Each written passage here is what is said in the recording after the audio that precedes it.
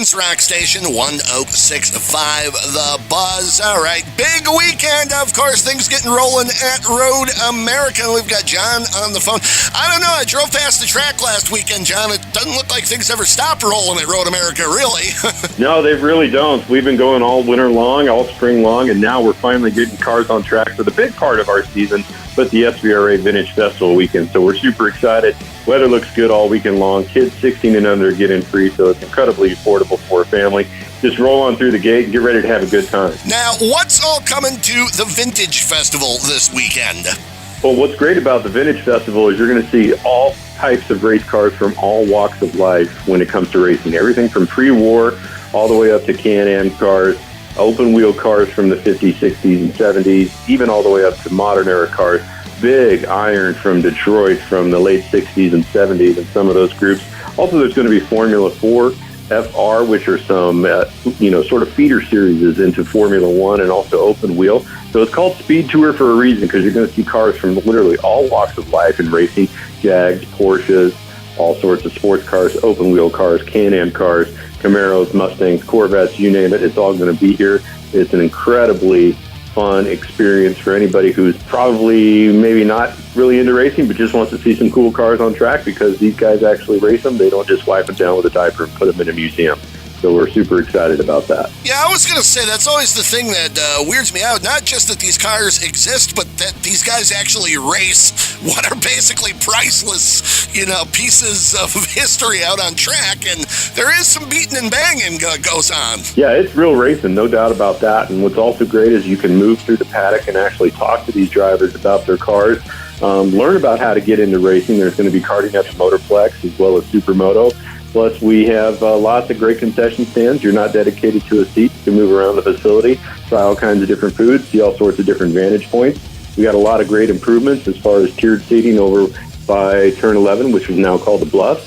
Inside the carousel and outside the carousel, you have all kinds of great viewing areas. There's a trail along Turn 11. There's also the beach, so you can put your feet in some sand and sit under a palm tree and some Adirondack chairs and watch some great racing as well. So bring some sunscreen, bring your hat, get ready to kick back at the beach and watch some classic vintage racing going on at Road America.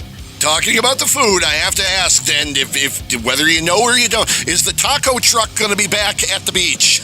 Taco truck's going to be back, and on top of that, we got some big announcements coming as well. So definitely stay tuned to roadamerica.com to see what all's happening. You can move around the facility and have some great food from almost anywhere, but definitely that taco truck will be back.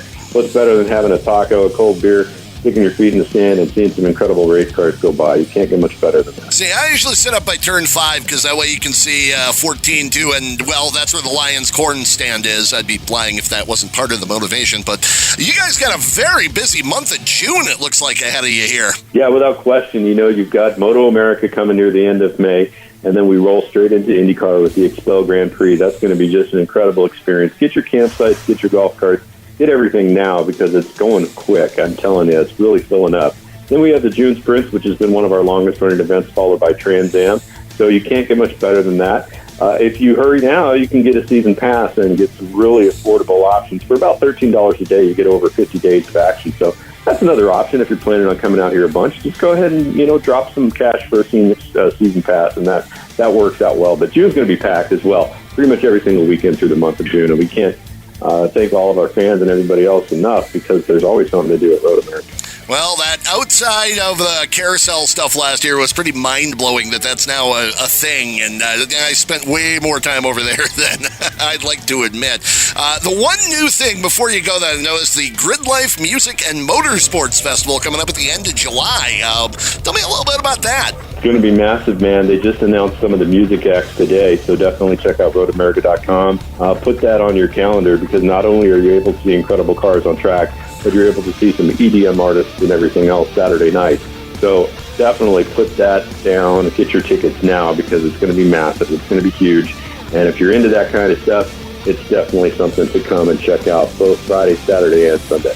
All right, John, thank you very much. And SVRA Vintage Festival weekend, that's going Friday, Saturday, and Sunday.